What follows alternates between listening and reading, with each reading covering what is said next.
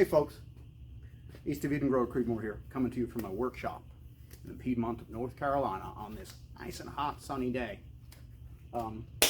Today's subject, the reason for my video, the reason we're here, the reason you're seeing me, Jadam sulfur.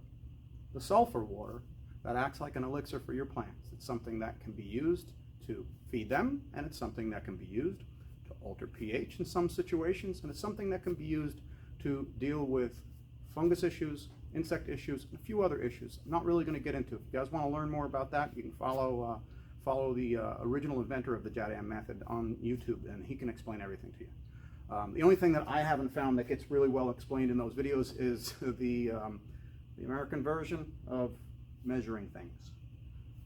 If you're comfortable working in liters and kilograms and things like that, then by all means go ahead and make it. He's got a great video where he shows pretty much everything about it, but he does make a rather large batch.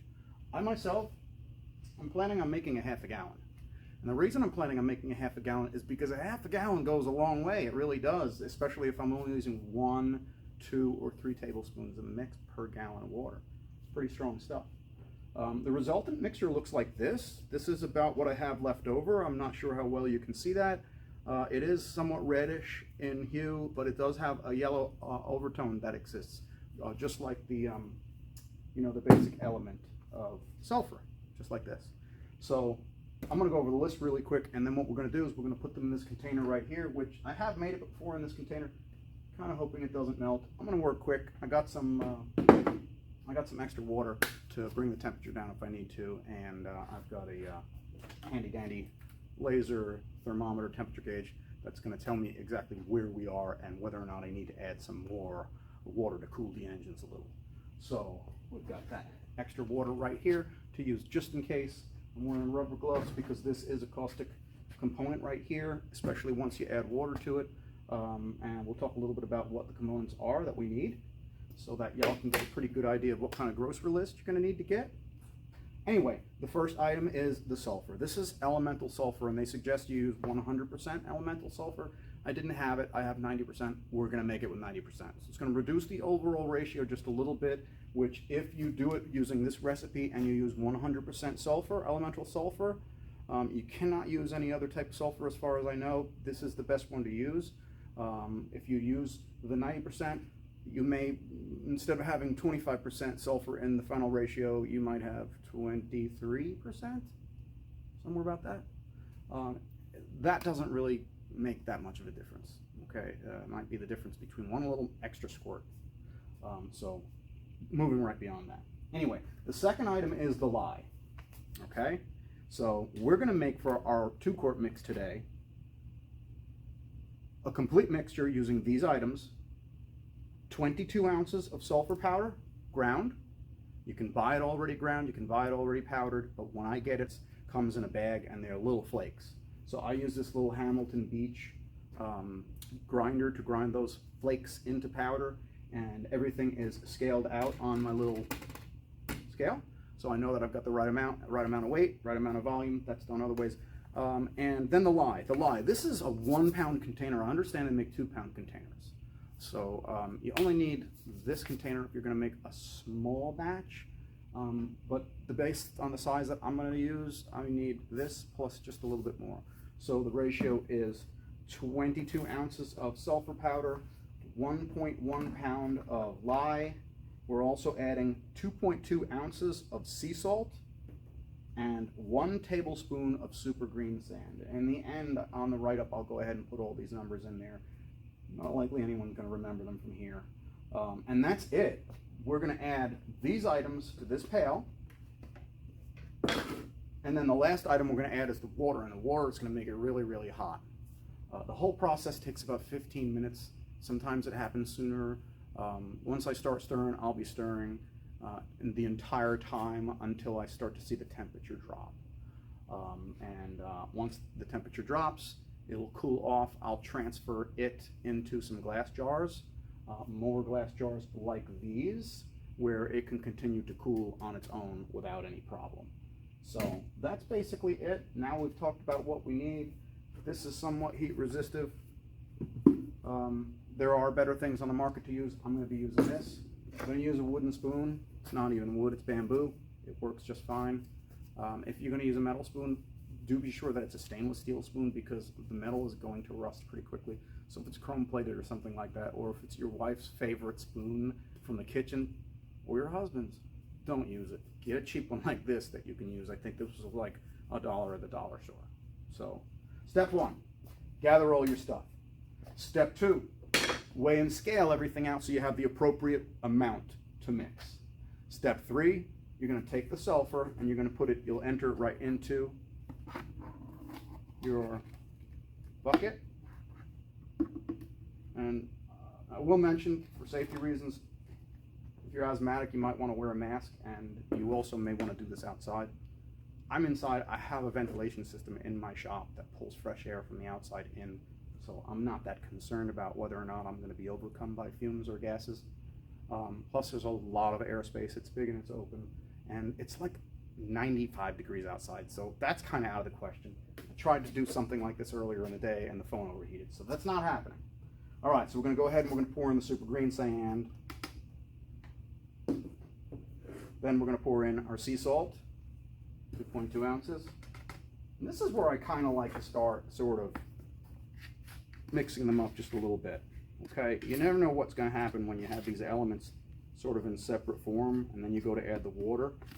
It gets hot really quick, and if you're not ready with the spoon to stir, it's going to start clumping.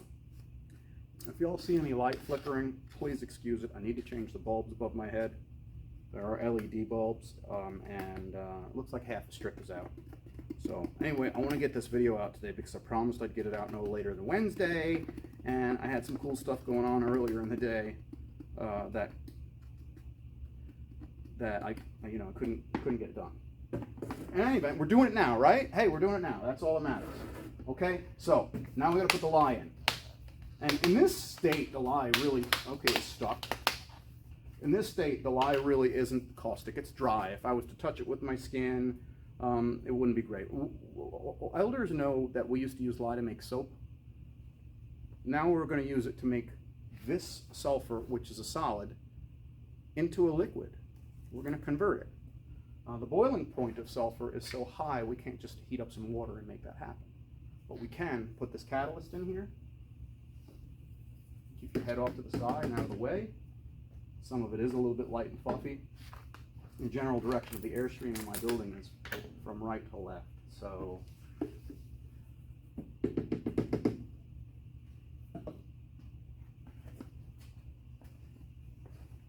y'all can see.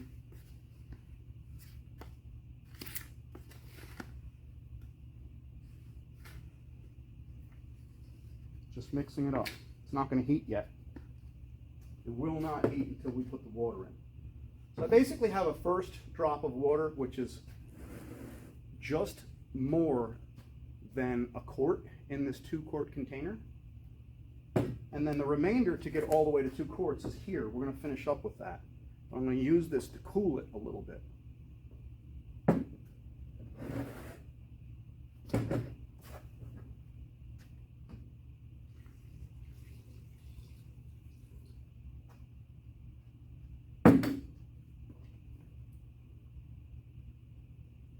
It's already up to about 100 degrees. So I'm going to go ahead and I'm going to speed up the video so that y'all don't have to sit here and watch me stirring for 15 minutes. But I can't really stop.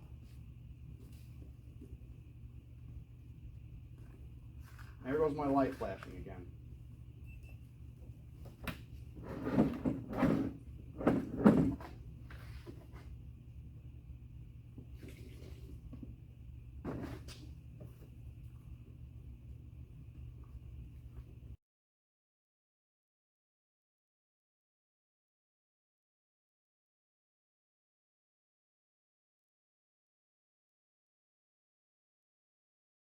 It's working.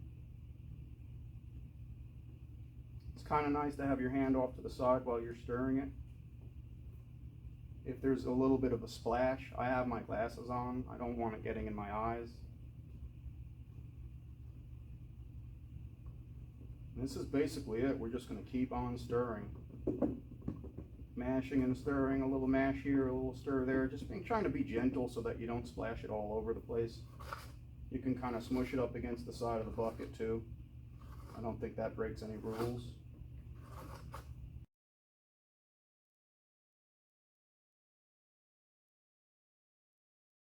A little cooling water.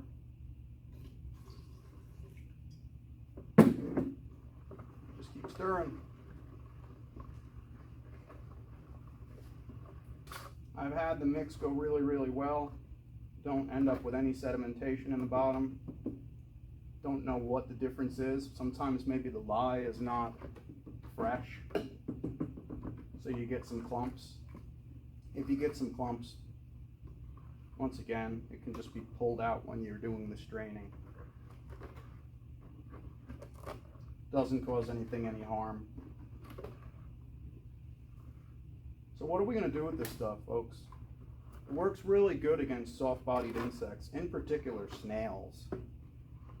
It can be used to treat for aphids.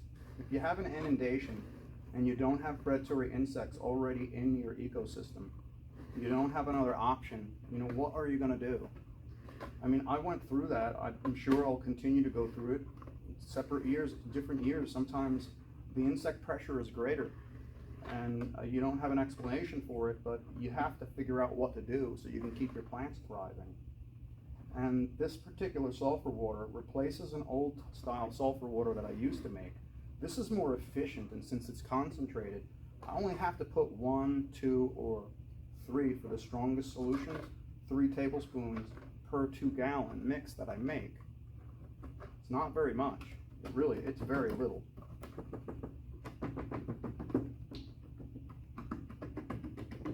It's that strong. So a typical time that I might use it, if I'm experiencing a lot of slug pressure, even to some extent snail pressure, and we have, say for instance, a rain event, we have an odd heavy rain event, and the rain saturates the garden. If it saturates the garden really, really well, then it starts to shed water. It doesn't shed any soil, it doesn't shed any chips, but what happens is that call goes out to pretty much every critter that loves that leachate. They love what scent comes off of my garden, be it plant compounds, or be it rooting compounds, or anything, nitrogen. They come for peculiar reasons, and they come in droves after it rains. So I know I'm doing a good job of managing things like slugs when I'm only seeing small baby slugs. I've seen complete infestations where on one particular plant, the slugs were huddled up on it like there must have been 5 or 6 massive adult slugs just chewing the plant down to nothing. It wasn't here, it was at a friend's garden, and they hadn't quite had a way to cope with the slugs. So that was one of the reasons I was there, and this was one of the solutions that we used for that. So they were able to get the whole entire slug issue under control. I am not aware of what predators there are for slugs, not quite sure. I'm down to 180 degrees, but I'm sure there are some slugs out there that are happily eaten by perhaps moles, maybe snakes, some other reptiles, I don't know. But this can interrupt their life cycle. Get it to the point where they're manageable, and then if you do have those other predatory animals, this isn't going to hurt them. I don't spray this on flowers. I don't spray this even in such a dilute amount. I don't spray it near bees, near pollinators, near lady beetles. I don't spray it near the predators. I gotta say this, I can't be any clearer. If the predators are already there doing the job, you shouldn't need this. Okay? I have an apple tree in the middle of my garden, and it houses like thousands of ladybugs. And those ladybugs care for all the plants that are within about a 30 or 40 foot radius of that apple tree. Yeah, they do. So I usually don't have to treat anything. And the only time I might have to treat something is if the ladybugs are busy somewhere else on some other corner of the garden. They can be busy doing lots of things. Sometimes they just get busy to make more of each other. What else? This is actually almost done. Or I should say almost ready to be strained. Fairly certain that we've dissolved as much of the sulfur as we're going to. If there's some sulfur that's in there and it's undissolved, that's fine. It really does turn out to be a big batch for me anyway. I don't need 5 gallons of this stuff because I'm not growing, 10 acres of crops, because I don't have 10 acres of mouths. But that 2 quarts right there lasted me pretty much from the end of last summer all through winter aphids in the greenhouses to now, and I still have about, looks like better than a quart left. So it lasts a long time. We made another 2 quart batch this winter, and we treated a friend's entire property against red bugs and ticks. Sort of a multi-pronged approach, and was one of his grassy fields where every time he and his family members walked through it, they'd come out with a handful of ticks on each person. So he doesn't have anything, there's no predatory animals out there that are eating the ticks. He could get some, I think those hens, there's a small hen out there that likes to eat them, but they're just trying to reclaim their land and start a farm, and they want to get in there and not get eaten. North Carolina has lots of these bugs. So we applied it, the same exact ratio, but in a 25-gallon tank sprayer to the entire lot. And sure enough, I don't know where they went, but we were able to walk through there afterwards. Stuff like that. You got to be creative and figure out what it is that's going to work for you, He himself didn't have any problem with pollinators and bees because there was nothing growing there. It's just a big open field with tall grass. In my case, I want to make sure the pollinator is not going to be impacted by something I do. And the lasting effects of the sulfur are nil. If anything, they add nutrients to the plants. They help to break down your chips. They help to alter the pH, but you'd have to put a lot of it down to alter the pH. This can be used to amend your pH, but not in the ratio that we're applying to protect our plants from insects. Certainly not. It would be a much higher ratio, and it would be a larger application. And it would be very fast, by the way. You can apply this kind of thing to small areas of your garden, and then you can check immediately, and your pH will pretty much already be adjusted. How long it stays adjusted like that is up to the buffering ability of the wood chips that you have, or if you're not using wood chips, whatever other organic matter you have. If you've limed the soil, the lime is going to buffer it.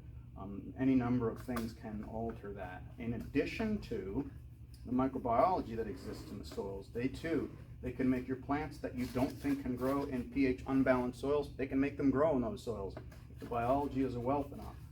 And if you've been caring for your lands that way, you'd be surprised at what you can get away with. But one of the things that I learned when I started growing in Eden was that I couldn't grow everything. And then I grew some more and more. And before I knew it, I was growing more than I ever grew before in traditional grow out in the field there. So we have that 1 acre field right there, and I don't grow anything in it but grasses and flowers for my bees. And that field used to produce the same amount of food that my one main garden produces. So really, the main garden is 1/10 the size of that, and it produces the same that garden back in the day that we had to, holy cow, we were out there for hours and hours and hours pulling weeds and, hilling potatoes. Oh, it was so much fun. Guess what, folks? It's done. Shoot it again. We are looking at 160 degrees. That means the temperature is in decline, and we made a good mix. So my next step, I want y'all to see it. I'm going to bring the camera over. I'll probably kick the tripod, do some good stuff like that. Check the battery, make sure it's not going to go out on me.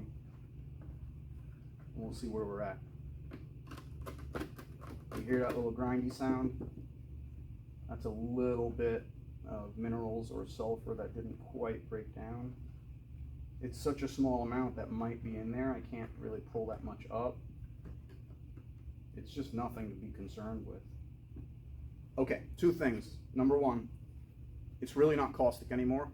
It's mixed and neutralized. The base and the acids together found a happy point. And I know they found a happy point because the temperature is dropping. So the violent reaction when we mix a base with an acid is done. But the liquid itself still holds heat. I can put my hand on the side of it now. It's holding so much heat that I certainly don't want to pour it into the glass jars.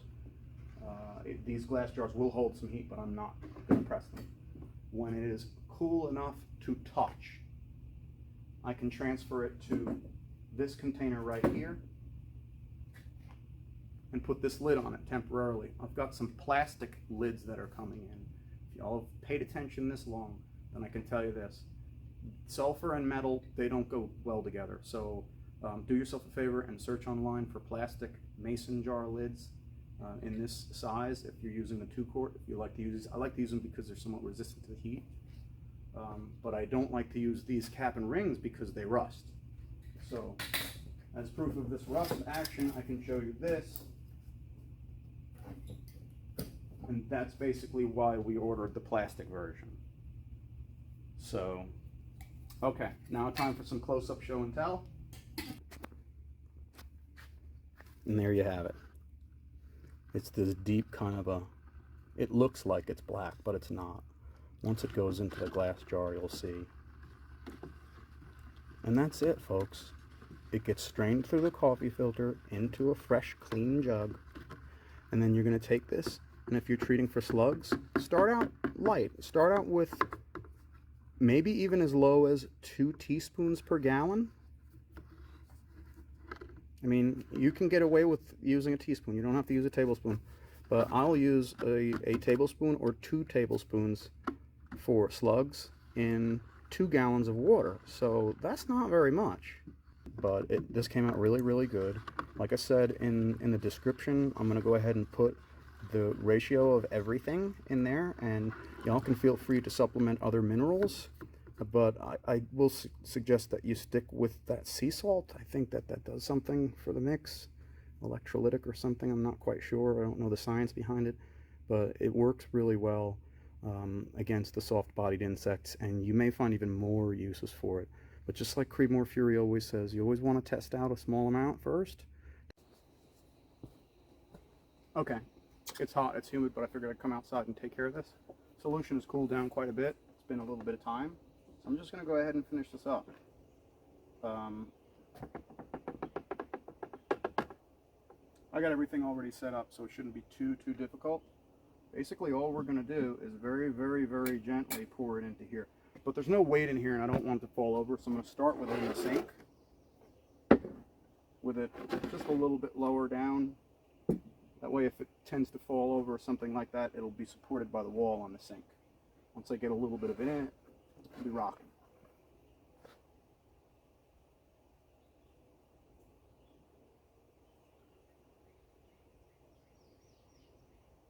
Of course, all I'm using is a piece of cotton cloth as my strainer or my filter. Y'all have probably seen me use the same sock in other videos.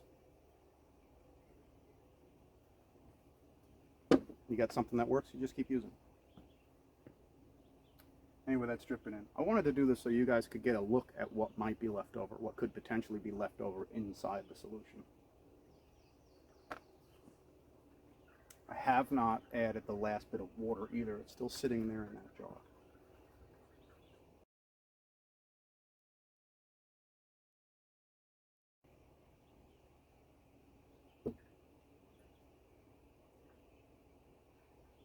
Now y'all can kind of see, you'll know what to expect. So why am I using a sock and not a coffee filter? Primarily because it only needs to be strained clean enough to be spray applied or drench applied. It doesn't really need to be much finer than that. If I used a coffee filter, then I'd have a wasted coffee filter in the end. In this case, I'm using a sock that I'm going to reuse again. I'll reuse it for my compression digester for other things, and it just gets rinsed off. The stuff is harmless when you've diluted it and sent it out into the environment. We're never ever going to use so much of this that it could have a toxic effect to anything that we're applying to. Even if you were doing a pH modification to an area to grow, say, a specific plant that really likes it acidic. Maybe you want to juice the ground where you're planting your your blueberries. I know I did. I applied the elemental sulfur right to the soil, and they love it. This is a way to do it where they would love it sooner. We could discuss ratios for things like that later on, but at this point, know this. We don't need very much of this in every gallon of water that we apply. So you can start out nice and light with a teaspoon to a gallon. You could go all the way up to 3 tablespoons a gallon if you're trying to make some kind of serious impact on something. But I typically don't do that. It's just too much. Usually I'm putting 1 or 2 tablespoons, maximum 3 in 2 gallons of water, because that's what I like to carry around is 2 gallons. So it looks like we can get away with putting a little more in there maybe.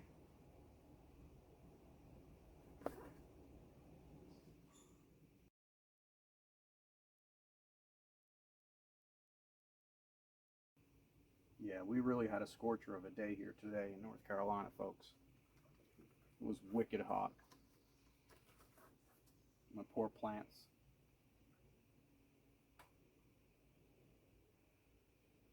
Out there roasting in the sun with no shade cloth or anything. But everything looks okay.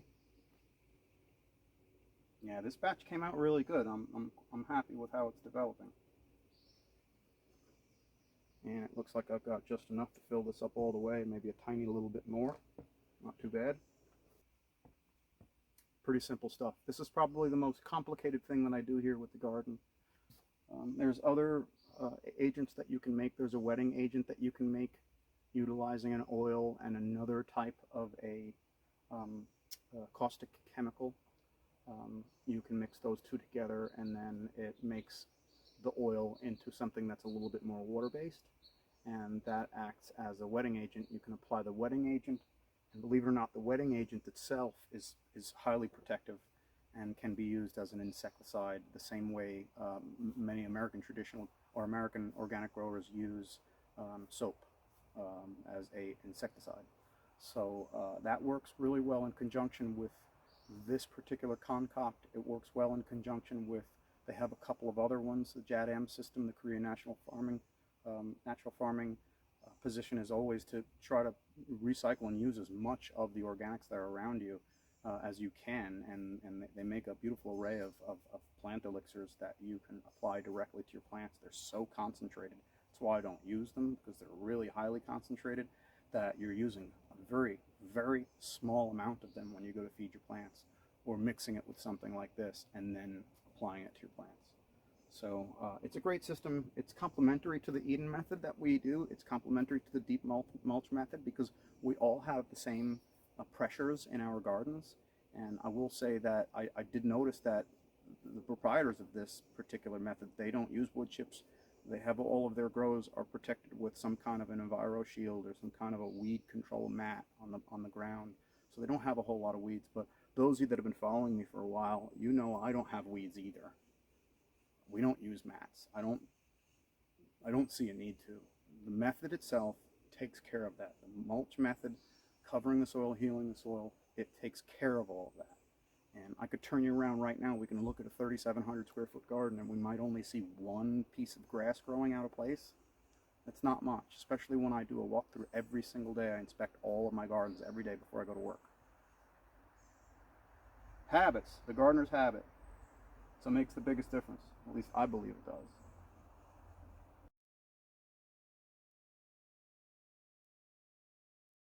If y'all could zoom in with the camera, you'd see a bead of sweat pouring down the side of my face right now. It's wicked hot here. It's all good.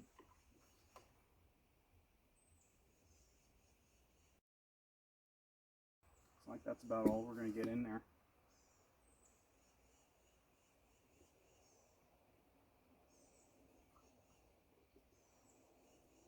I might have made just a little bit too much.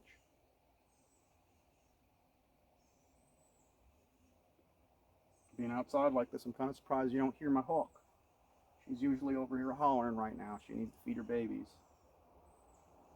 I think they might be old enough to fly now. I could have swore the other day I saw her doing flight training in the stand of trees over there, running them little youngins through the woods.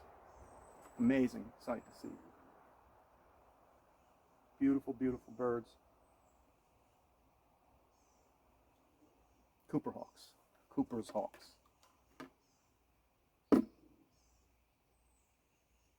Piedmont, North Carolina is a funny place, folks.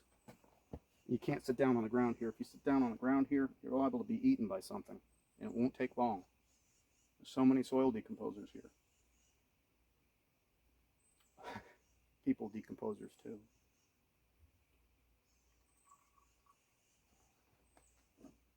Looks like I was wrong.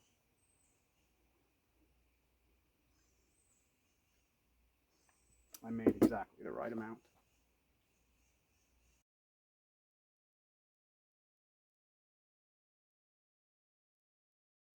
There's another video that the gentleman who created this method put online about a person with a toenail fungus issue that they'd had for like a really long time. I just glanced at it and saw that they had their feet soaking in the Jadam sulfur solution. And they show a progression of those toes as the nails heal. It's amazing. Sulfur is really some amazing stuff. There's no reason to fear it. Antifungal properties are just absolutely phenomenal. The last little bit doesn't want to come out.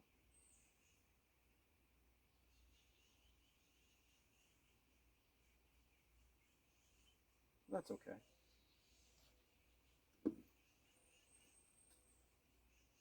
Pretty much it's empty. There's a couple of tablespoons in here, still dripping through, but fairly inconsequential. I want to get y'all to what you need, which is a good clear look at this. So like I said, to cool down so I can hold it in my hands. I'm hoping you can see that. It's a very, very almost beyond blood red color to it. There's still some sedimentation, I believe, that's suspended. This will sit overnight cooling. Since it's hot, I'll turn this down. It'll actually be sealed when I come back to it. And that's it. That completes the whole entire process of making the Jadam sulfur water. And I'll do some videos on how I apply it, and maybe I'll talk a little bit about the different rates that I use for different types of applications. Other than that, that's it, folks. Kind of simple. Really was. Thanks for hanging out with Creedmoor. Appreciate y'all. Be well.